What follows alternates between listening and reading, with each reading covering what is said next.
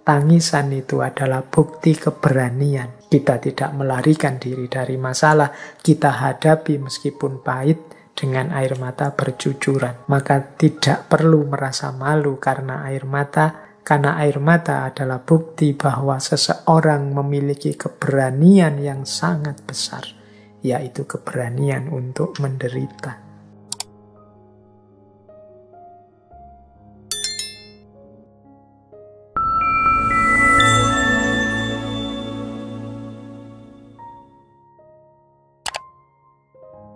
Assalamualaikum warahmatullahi wabarakatuh. Bismillahirrahmanirrahim. Kembali membahas makna hidup. Nah, di sini kita akan lanjutkan dengan membahas apa sih isi atau maksud dari makna hidup tadi. Tadi kan sekilas sudah saya jelaskan pentingnya makna hidup.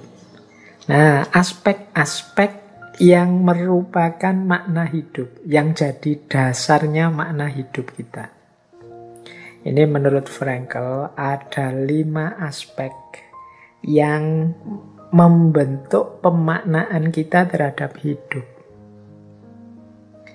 Aspek yang pertama adalah arti hidup. Jadi makna hidup itu antara lain berarti apa yang kita anggap berharga dan kita tuju dalam hidup ini. Inilah makna hidup. Jadi misalnya ya, seperti Frankl dan kawan-kawan tadi. Mungkin dia merasa ketika di kamp konsentrasi hidupnya tidak lama lagi. Mungkin kemudian di situ dia memaknai hidup ini, umur panjang atau umur pendek tidak masalah, yang penting hidupku bahagia. Yang penting bisa menikmati apa dari waktu yang tersisa ini. Nah, ini hubungannya dengan arti hidup. Jadi makna hidup yang pertama itu berhubungan dengan yang kita anggap berharga dalam hidup dan yang kita jadikan tujuan hidup. Yang kedua, makna hidup itu berhubungan dengan kepuasan hidup. Jadi penilaian kita terhadap hidup ini, kita puas enggak? Atau kita kurang puas enggak? Sejauh mana kita nikmati, kita puasi hidup kita ini. Ini kepuasan hidup namanya. Jadi makna hidup itu penilaian kita terhadap hidup kita sendiri. Bagaimana sih hidup yang membuat kita puas itu? Nah, ini nanti berhubungan dengan makna hidup.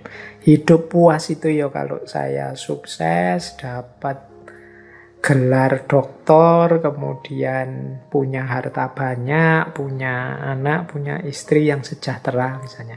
Jadi makna hidup berhubungan dengan kepuasan hidup. Yang ketiga, makna hidup juga berhubungan dengan kebebasan. Jadi berarti apa? Kita bebas mengekspresikan, menentukan apa-apa yang kita anggap berharga atau bernilai. Mungkin ada orang yang sukses, kaya raya, tapi sebenarnya dia tidak menginginkan itu. Dia terpaksa saja di situ. Sehingga meskipun dia sukses atau kaya raya, dia merasa hidupnya tidak bermakna. Dia tidak bebas mengekspresikan keinginannya. Dalam sejarah kan banyak itu kan, ada para raja yang kemudian merasa terkungkung. Akhirnya keluar dari kerajaannya, mengekspresikan dirinya secara bebas sesuai makna yang sudah dia dapatkan. Ada Buddha, ada kemarin Sufi itu, Ibrahim bin Adham, itu kan prinsip makna hidupnya berbeda dengan yang sebelumnya dia jalani. Akhirnya kan dia memilih melepaskan semuanya, membebaskan diri dari semuanya, dan secara bebas memaknai hidup, membentuk hidup sesuai yang dia inginkan. Jadi di antara dasarnya makna hidup itu kebebasan. Jadi hidup nyaman, terjamin, tentram, tapi tidak bebas, ya orang tetap merasa hidupnya hampa, tidak bermakna, tidak sesuai yang dia inginkan. Nah, kemudian sikapnya terhadap kematian. Ini menarik. Kalau versinya Frankl ini ya persepsi seseorang terhadap bahwa nantinya kita ini tidak ada loh. Nantinya kita ini akan mati loh. Nah, ini juga menentukan makna hidup. Ada orang yang setelah sadar bahwa nanti akan mati, terus meninggalkan dunia. Wah, berarti dunia ini tidak penting. Yang penting hidup sesudah mati. Ada yang kemudian menyimpulkan, wah ini berarti aku harus menikmati hidup sepuas-puasnya, seneng-seneng sepuas-puasnya. Karena nanti setelah ini aku mati. Ada yang, wah ini aku harus siap-siap, ini dunia harus aku jadikan kendaraan persiapan menuju sesudah mati dan lain sebagainya. Ada aneka ragam sikap manusia menghadapi kenyataan bahwa nanti kita akan mati, pada akhirnya kita akan meninggal siapapun dia. Ini berhubungan dengan makna hidup. Ada orang yang cuek, ada orang yang tegang, ada orang yang putus asa, ada orang yang tambah semangat menyikapi kematian ini. Jadi di antara aspek dasar makna hidup itu sikap terhadap kematian. Kemudian sikap terhadap masalah. Ini juga sering membentuk makna hidup. Kalau ada masalah, apa yang harus aku lakukan? Kalau ada problem traumatik, peristiwa tragis, apa yang harus aku lakukan? Ini sikap terhadap permasalahan. Bunuh diri saja, karena di kalimatnya bukunya Frankl itu sikap terhadap bunuh diri. Jadi bagaimana menyikapi situasi orang yang sudah bosan hidup, tidak mau hidup lagi. Ini ketika orang kehilangan makna. Seperti saya ceritakan tadi, beliau sebelum masuk kamp konsentrasi itu di rumah sakit, dia di bangsal yang bagian orang-orang yang putus asa, yang tidak ingin hidup. Nah, yang terakhir, pembentuk makna hidup juga adalah rasa kepantasan seseorang untuk hidup. Jadi ini mungkin evaluasi orang terhadap perjalanan hidupnya.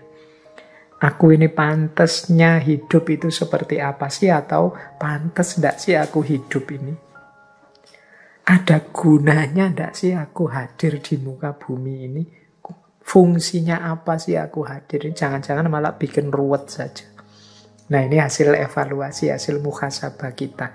Jangan-jangan aku ini, kalau bahasa manajemen ya, troublemaker saja. Aku ini yang bikin masalah saja. Atau aku ini problem solver. Aku ini orang yang memberi jalan keluar, memberi banyak kontribusi terhadap hidup ini. Atau aku ini mungkin bagian dari masalah, part of the problem dalam hidup ini.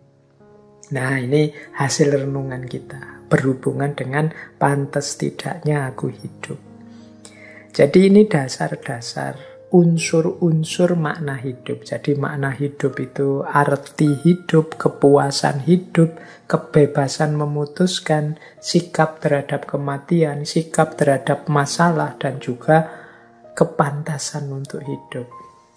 Disinilah setiap orang kemudian membangun makna hidupnya berdasarkan aspek-aspek ini tadi. Ini kalau tadi ada yang tanya, apa sih Pak isinya makna hidup itu? Ya, isinya makna hidup itu arti hidup. Jadi mana yang kita anggap bernilai dan mana yang kita tuju. Termasuk kepuasan hidup, penilaian kita terhadap sejauh mana kita selama ini puas atau tidak dengan hidup kita. Termasuk kebebasan pilihan hidup, sikap kita terhadap kematian, sikap kita terhadap masalah, dan penilaian kita tentang kepantasan hidup kita.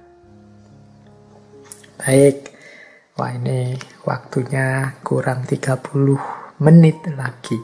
Saya lanjutkan. Nah, dari mana kemudian kita bisa membangun makna hidup? Sumbernya apa saja? Kalau tadi kan semacam dasarnya.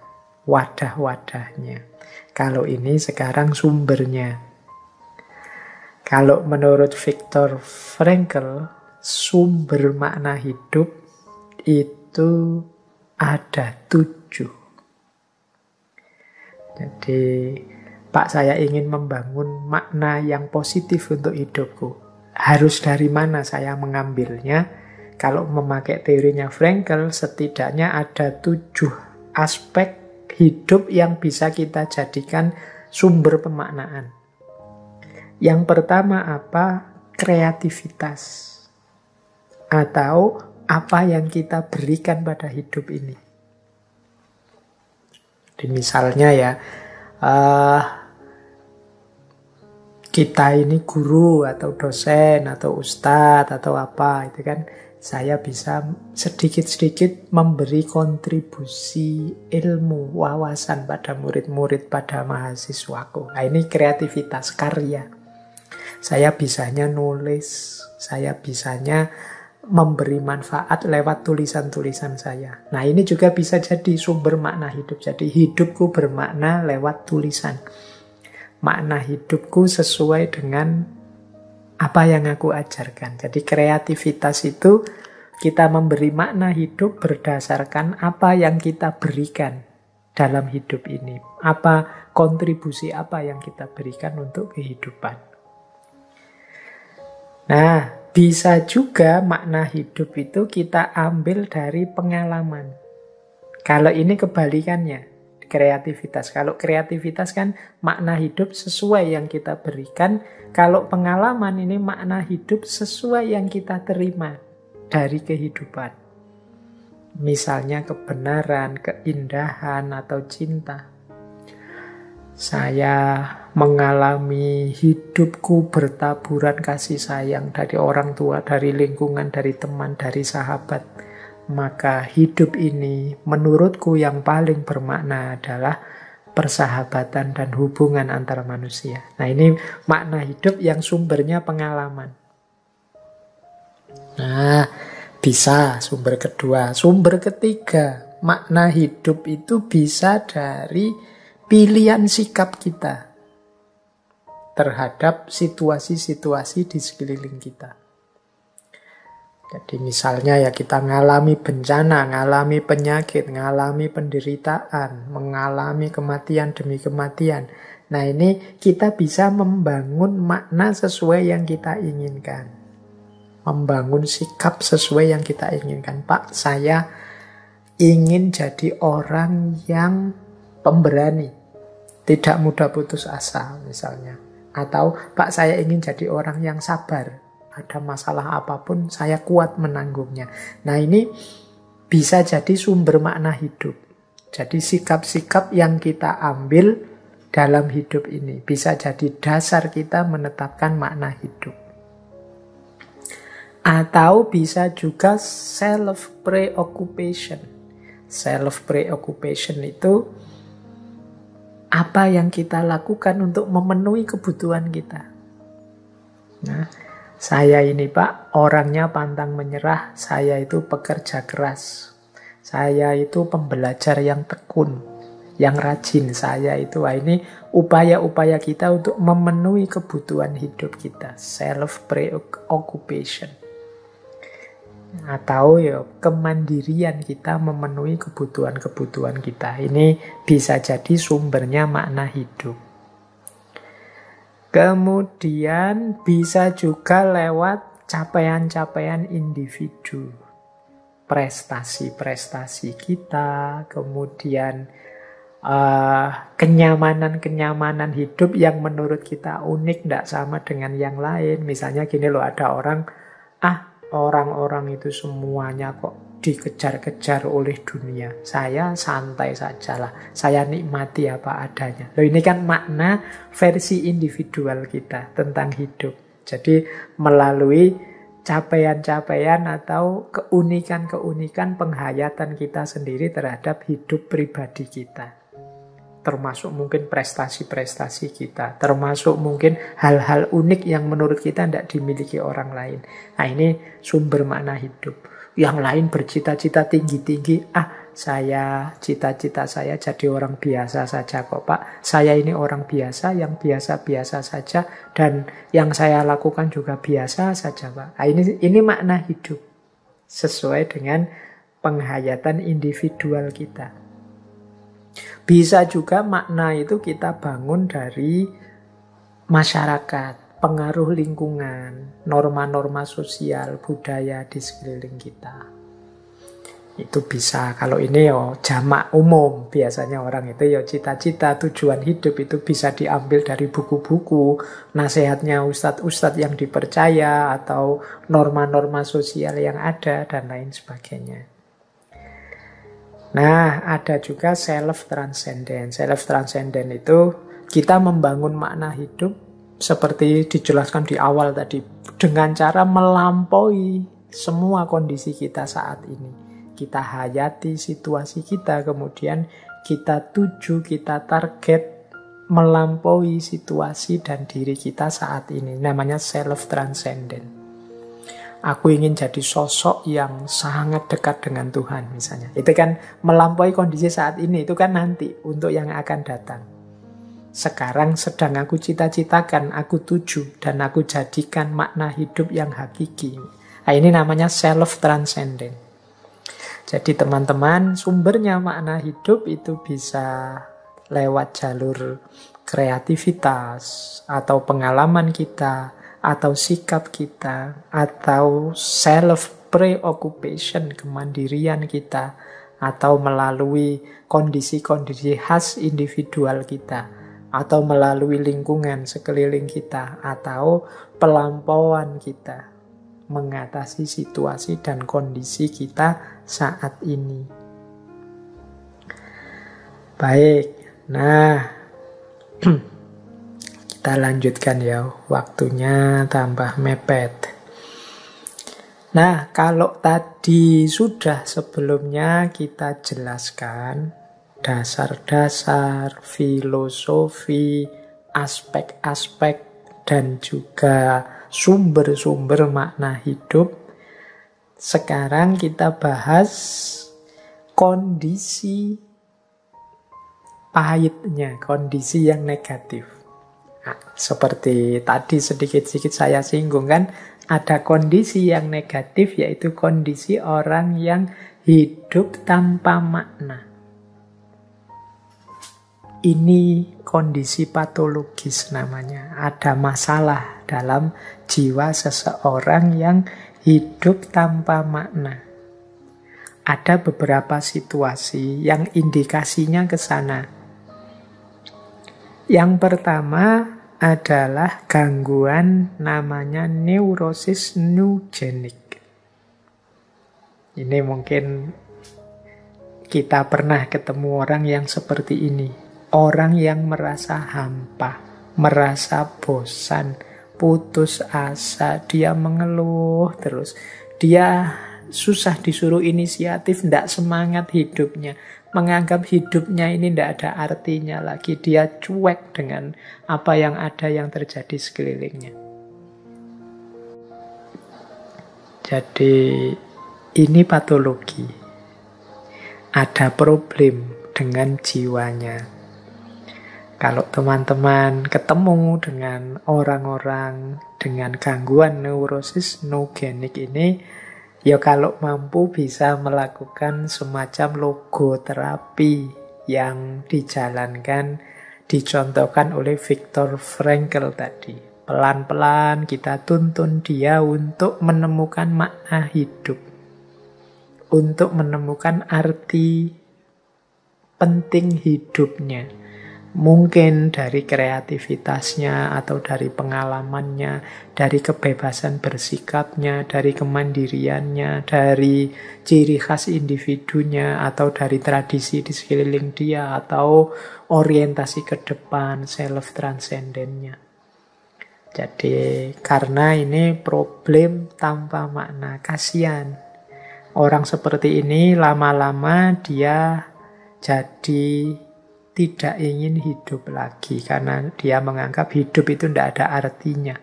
Hidup ini hampa, dia putus asa.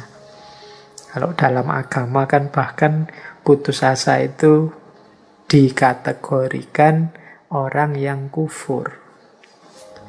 Jadi maka yuk kita dampingi, kita temani kalau ada saudara, teman, sahabat kita yang ada di titik ini. Kalau agak mengkhawatirkan ya boleh dibawa ke psikiater. Nah, ini yang pertama. Ada lagi yang kedua. Ini juga gejala patologis. Kalau ini terlalu keras, karakter yang totaliter, ini mudahnya orang yang memaksakan maknanya pada orang lain.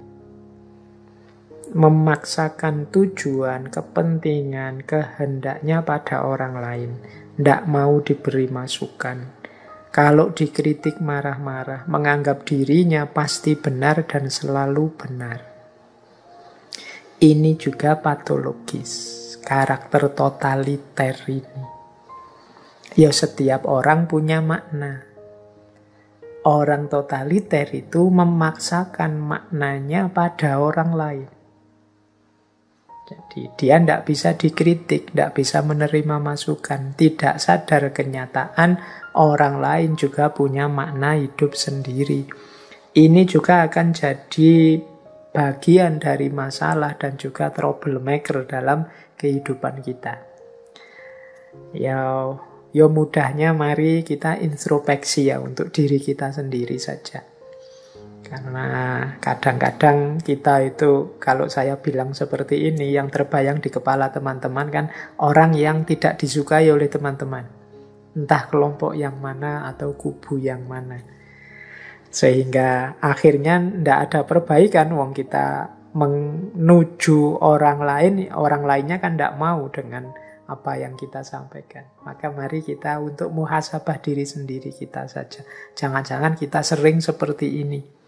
Memaksakan makna hidup kita agar diakui dan diterima oleh orang lain. Padahal setiap individu seperti pandangannya Frankl tadi itu kan sosok yang otentik. Mereka itu setiap orang punya makna hidup sendiri-sendiri. Mereka punya dasar dan sumbernya sendiri-sendiri. Itulah mengapa bahkan kalau Al-Quran sendiri kan bilang bahwa ya memang manusia itu fitrahnya beda-beda. Allah yang menjadikan syir'atan wa minhajan.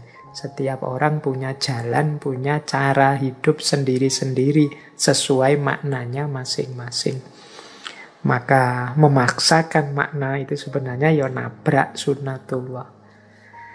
Boleh kita menyampaikan yang benar menurut saya ini loh, makna yang cocok dalam hidup ini yang pas ini. Tapi jangan memaksakan makna pada orang lain. Orang lain punya penghayatan dan perspektif sendiri terhadap kehidupan. Maka kalau keinginan agar orang mengikuti makna kita itu mengeras, menguat, sampai memaksakan keinginan kita pada yang lain, ya jadinya karakter totaliter. Oke, kemudian ada karakter konformis. Kalau ini kebalikannya totaliter.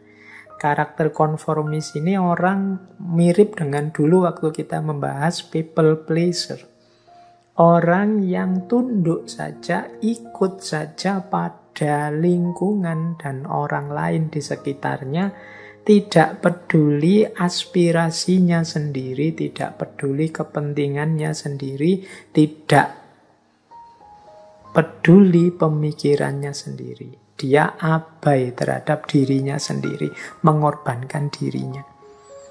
Ini karakter yang konformis.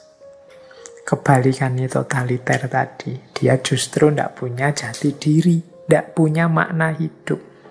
Tidak punya makna hidup, kemudian dia hanya ikut saja orang lain, ikut saja lingkungan. Dia menafikan aspirasinya sendiri, kepentingannya sendiri, pemikirannya sendiri.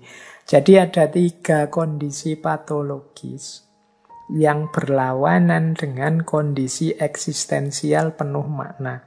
yang kita bahas sejak awal tadi. Yang pertama, orang yang sama sekali tidak punya makna sehingga dia merasa hidupnya hampa, bosan, putus asa, tiada arti.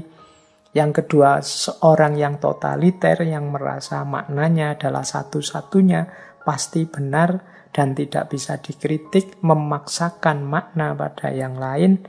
Yang satunya kebalikannya, dia ikut saja makna orang lain, ikut saja lingkungan sekelilingnya, dan mengabaikan kepentingannya sendiri, aspirasinya sendiri. Semoga teman-teman tidak ada yang satu di antara tiga ini, apalagi tiga-tiganya atau dua di antaranya ya. Semoga hidup kita adalah hidup yang penuh makna.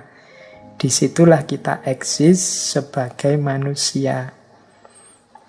Nah, kalau tadi ciri-ciri orang yang sakit secara makna, untuk menutup malam hari ini ya, ada ciri-ciri manusia yang sehat secara makna tentunya ya. Kalau tadi sakitnya, sekarang sehatnya. Mari kita cek kita sehat apa tidak. Kalau yang patologis tadi mungkin banyak yang, wah enggak Pak, saya sehat. Beneran enggak kita sehat? Ayo dicek ya. Yang pertama, manusia yang sehat itu adalah bebas menentukan langkah dan tindakannya sendiri. Jadi mampu milih. Nah, ini berarti kita sehat. Enggak kok Pak, ini hidup saya itu sepenuhnya saya yang mengontrol, keputusan-keputusannya juga saya yang mengambil, memutuskan sendiri. Berarti sehat. Yang kedua, selain bebas adalah kita sosok yang bertanggung jawab terhadap keputusan yang sudah kita ambil. Jadi, ciri orang sehat itu yang pertama, memutuskan sendiri secara bebas. Yang kedua, siap bertanggung jawab terhadap keputusan yang sudah diambil. Banyak loh orang itu yang kebebasannya diambil, hak untuk bebasnya dijalankan, tapi pertanggungjawabannya tidak. Bebas ngomongnya diambil, ngomong macam-macam, tapi yuk bantu kalau gitu kita perbaiki situasi. Oh, itu bukan tanggung jawab saya. Nah, ini bebas memutuskan, ya harusnya bebas, siap bertanggung jawab terhadap keputusan itu. Itu cirinya orang sehat. Yang ketiga, tidak dipengaruhi, ditentukan oleh kekuatan-kekuatan di luar diri. Jadi keputusan-keputusan yang kita ambil itu memang keputusan kita. Loh, kalau begitu tidak peduli dengan yang lain, Pak, tidak belajar, tidak, enggak. Boleh belajar, boleh mempertimbangkan masukan dari luar, dari orang lain, tapi keputusannya tetap hak kita. Keputusannya tetap kita sendiri yang mengambil. Oh iya, saya membaca juga buku ini. Oh, saya mempertimbangkan usulmu, saya menerima masukanmu. Dari semua pertimbangan yang masuk, saya putuskan ini ya. Ini keputusanku pribadi dan aku siap tanggung jawab. Nah, ini ciri manusia yang sehat. Jadi bebas, tanggung jawab, tidak diatur atau disetir atau ditentukan oleh kekuatan di luar diri. Yang keempat, orang sehat itu punya makna hidup yang cocok dengan dirinya. Nah, kalau ini sudah dijelaskan tadi ya sejak awal. Ya, hidup yang tanpa makna itu ya memang hampa, kosong, pahit. Jadi kalau ada yang merasa hampa tadi kan kita berarti masih ada di level gangguan neurosis nugenik tadi. Nah, kita hidup yang sehat itu ya hidup yang punya makna. Semoga hidup kita, makna hidup yang kita pegangi itu cocok dengan diri kita. Ciri orang yang sehat selanjutnya adalah orang yang secara sadar mampu mengontrol hidupnya sendiri. Mudahnya adalah orang yang mandiri. Kalau dia menginginkan, ya dia inginkan dan dia wujudkan apa yang dia inginkan. Kalau dia ingin menghindari, ya dia hindari dan dia mampu menghindari. Ini namanya orang hidup yang sadar dan mampu mengontrol dirinya sendiri. Mari kita membentuk diri kita untuk jadi seperti ini. Kita mampu menyadari dan mengontrol sepenuhnya kehidupan kita. Kemudian, ciri manusia sehat selanjutnya adalah mampu mengungkapkan cipta, pengalaman, atau sikap yang memang ingin kita ungkapkan. Jadi, apa yang ingin kita sampaikan, kita mampu menyampaikannya. Apa yang ingin kita lakukan, kita mampu melakukannya. Dan kita tidak takut apapun, tidak ada yang menghalangi kita, tidak ada yang mengancam kita, mengontrol kita sehingga kita tidak jadi mengungkapkan. Jadi kita mampu dan mau mengungkapkan nilai-nilai cipta, rasa, karsa, pengalaman, sikap yang ingin kita sampaikan. Kemudian ciri manusia sehat yang terakhir adalah mampu mengatasi diri sendiri. Mengatasi perhatian terhadap diri, kalimatnya begitu. Maksudnya apa mengatasi itu? Ini aspek transendensi tadi. Kita mampu mengarahkan, memproyeksikan diri kita ke arah yang kita inginkan ke depan. Jadi kita siap bercita-cita dan mampu berjuang mewujudkan cita-cita itu ke depannya.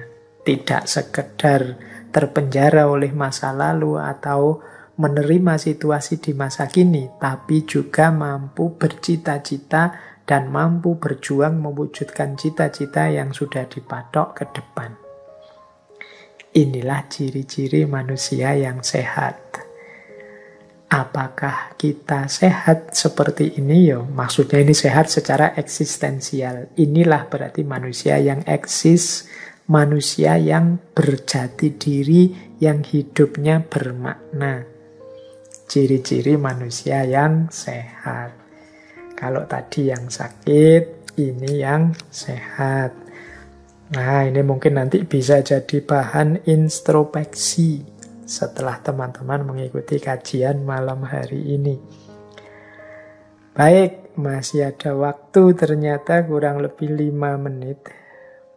Kita tengok kembali ya beberapa quotes dari Viktor Frankl ini. Sebenarnya banyak quotes-quotes beliau, kalau teman-teman tertarik bisa googling sendiri. Tapi mari kita lihat beberapa malam hari ini.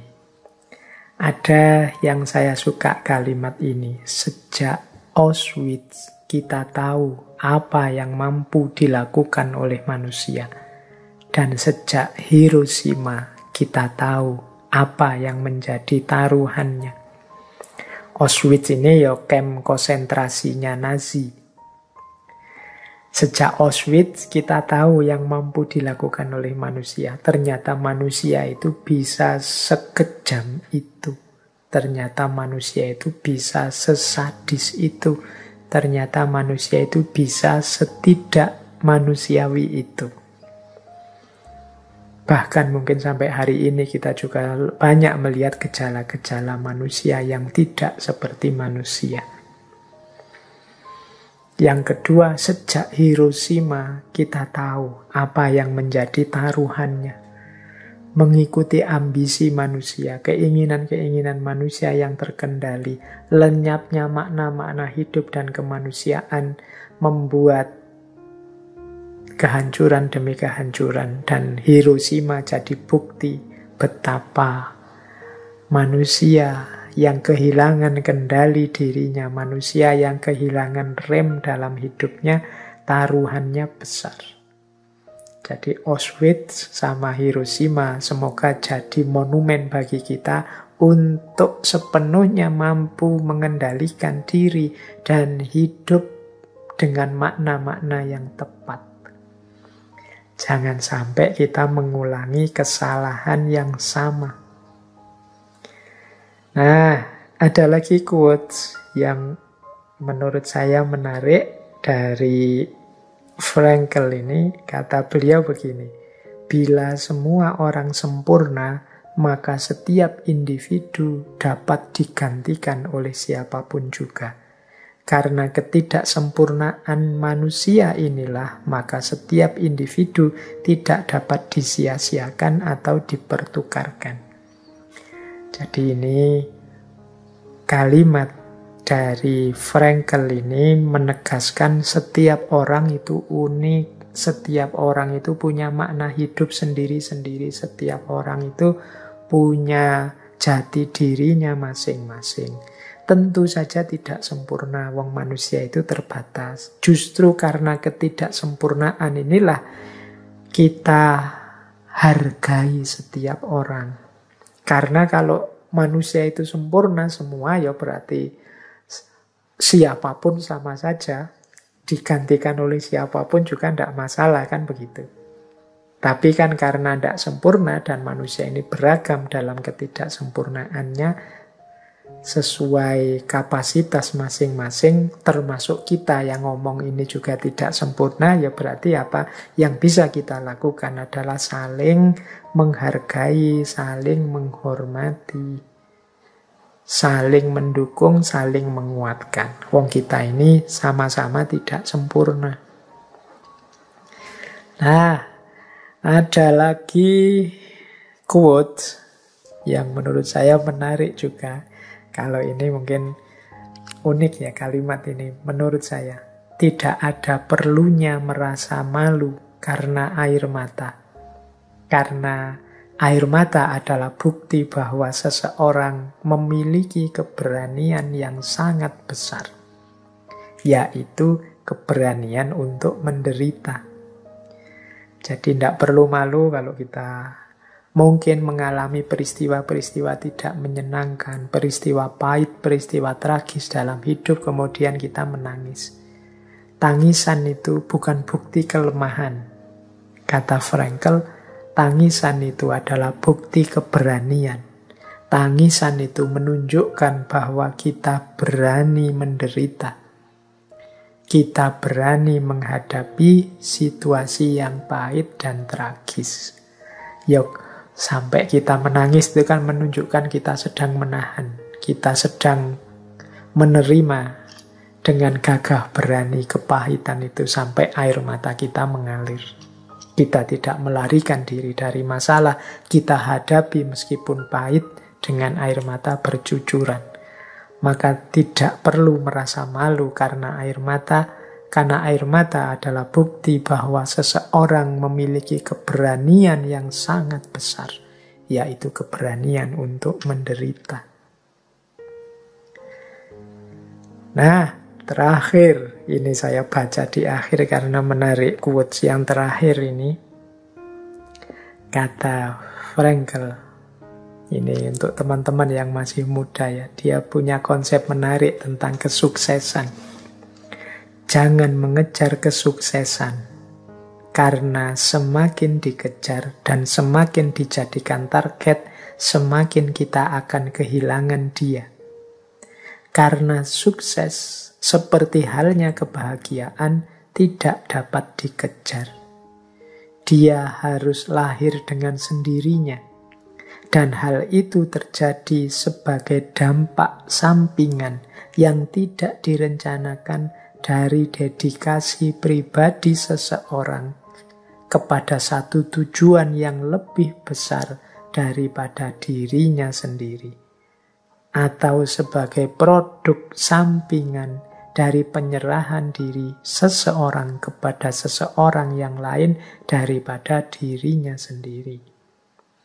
Kebahagiaan harus terjadi, dan hal yang sama berlaku untuk kesuksesan. Kita harus membiarkannya terjadi dengan bersikap tidak peduli tentang itu. Saya ingin Anda mendengarkan apa yang diperintahkan oleh hati nurani Anda untuk dilakukan. Dan melakukannya terus sebaik-baiknya sesuai dengan pengetahuan Anda. Maka Anda akan dapat menyaksikan jauh di kemudian hari, ya jauh di kemudian hari, bahwa kesuksesan akan mengikuti Anda justru karena Anda telah berhenti memikirkannya. Jadi ini rumus kesuksesan yang unik dari Frankl. Kita itu yang penting ayo mengikuti hati nurani kita, keinginan-keinginan, aspirasi-aspirasi, cita-cita yang ada dalam diri kita, kemudian sebaik mungkin kita kejar, kita wujudkan keinginan itu. Tidak usah mikir hasilnya sukses atau tidak, termasuk nanti membahagiakan atau tidak. Kesuksesan, kebahagiaan itu biarkan hanya sebagai efeknya saja atau dampaknya saja. Konsentrasi kita hanya pada melakukan sebaik mungkin yang kita bisa untuk mewujudkan keinginan-keinginan kita, untuk mewujudkan makna-makna hidup yang kita yakini. Itu saja. Jadi makanya sering saya bilang, manusia itu kewenangannya hanya pada usaha dan upaya. Hasil keberhasilan dan juga kesuksesan itu tidak di tangan kita. Kalau kita hanya fokus ke situ, ya mungkin nanti lahir banyak kekecewaan atau justru kita tidak sampai ke sana malah meleset. Maka Frankl memberi nasihat, yuk kita berikan yang terbaik yang kita mampu. Insya Allah nanti kesuksesan dan kebahagiaan akan muncul sebagai efeknya. Jadi tidak sebagai yang kita tuju. Karena kalau dia kita jadikan tujuan, pikiran kita ke situ terus, akhirnya kita lupa untuk memberikan yang terbaik. Akhirnya juga tidak tercapai. Jadi mari teman-teman, rumus dari Frankl ini mungkin bisa kita renungkan, kemudian kita temukan relevansinya dalam hidup kita. Cocok apa enggak ya kalau seperti ini. Jadi sering saya bilang kan dulu, ayo kita belajar. Urusan nanti pinter apa tidak, itu di luar kuasa kita. Serahkan semua pada Allah. Ayo kita berusaha sepenuhnya. Hasilnya seperti apa, serahkan pada Allah. Bisa jadi kita akan sukses, bisa juga kita lebih sukses. Tidak sebagaimana yang kita bayangkan, ternyata jauh lebih besar dari itu. Dan berkali-kali saya mengalami yang seperti itu. Semoga bisa juga teman-teman mengambil pelajaran dari situ.